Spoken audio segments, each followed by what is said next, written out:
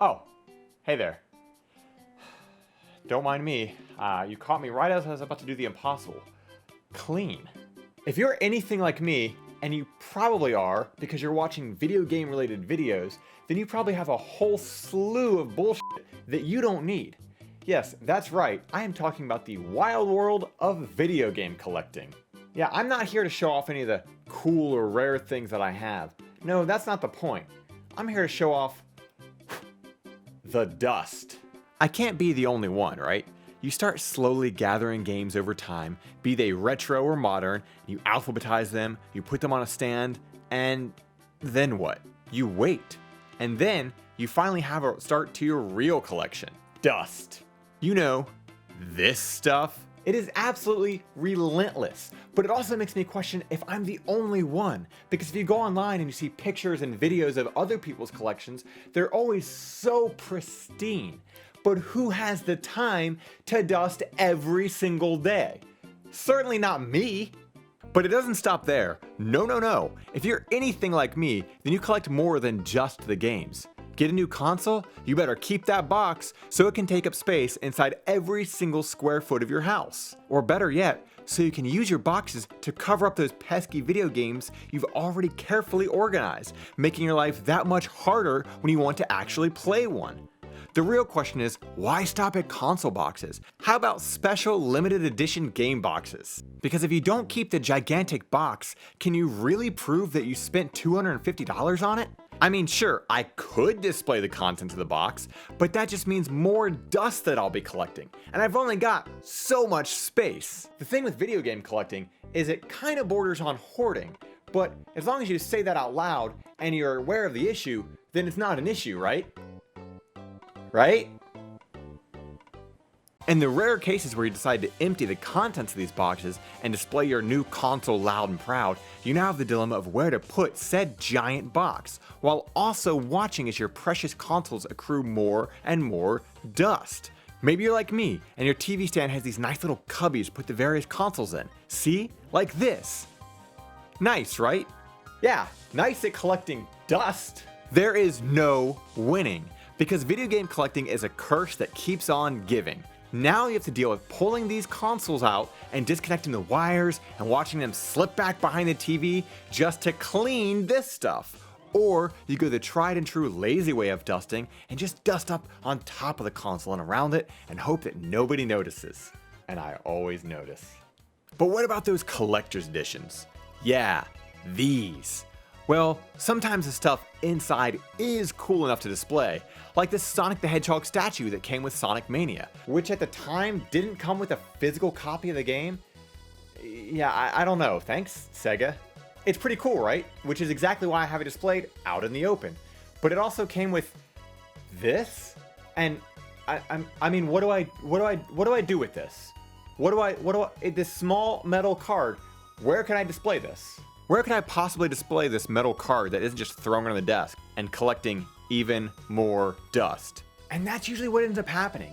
You might get like one cool big thing and maybe like an art book and then just a bunch of weird like small little trinkets that you can't display anywhere and you can't put anywhere. What do you do with these? Like take this Sonic Mania cartridge thing. It's pretty cool, right? But what can I do with this? It's got this cool little drawer and there's like a ring inside, and yeah, that's neat. But what do I do with these? I can't really display this anywhere, and the ring has to stay inside of this, or else it's just gonna get lost. But then the cartridge drawer sticks out too far, and therefore it can't even stand up on its own because it's sticking out the bottom, so it's just gonna fall. What do you do with this? And you know what it does when it falls on its back? It collects dust. I have so many pointless little video game trinkets that are neat enough to go, hey, that's neat, but too small or obscurely weirdly shaped to put anywhere. So what happens with them? They just get thrown into a box and put up in a closet somewhere. And then you have the art books, or just these video game encyclopedia.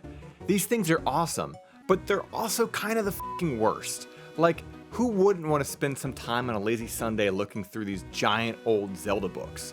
But then what? My bookshelves are reserved for games, not books.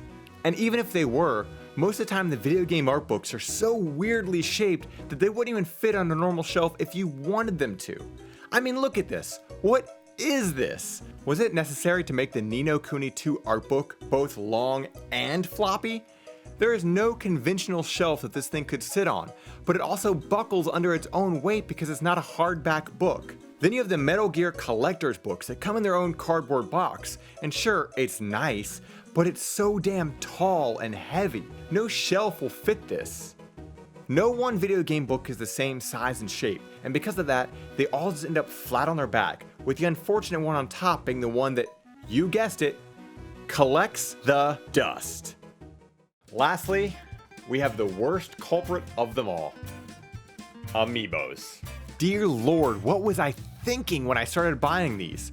Originally it started as oh, I'll just get each character from Smash. You know, simple. It was not simple. But then they had the audacity to release Amiibos for other characters not even in Smash. And you know I can't ignore Shovel Knight, and thick blocky sprite Mario, and loft-winged Zelda, and so you've got all these Amiibos, but what do you do with them? Display them, of course.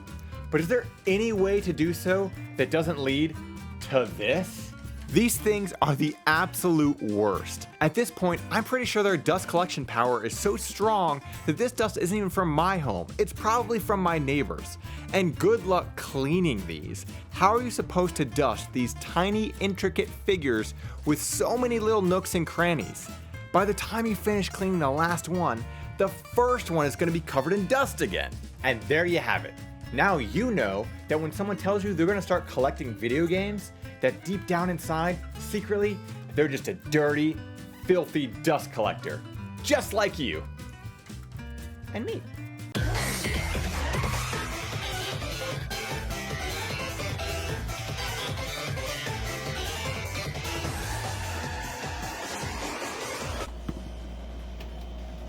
What in the fuck is he doing?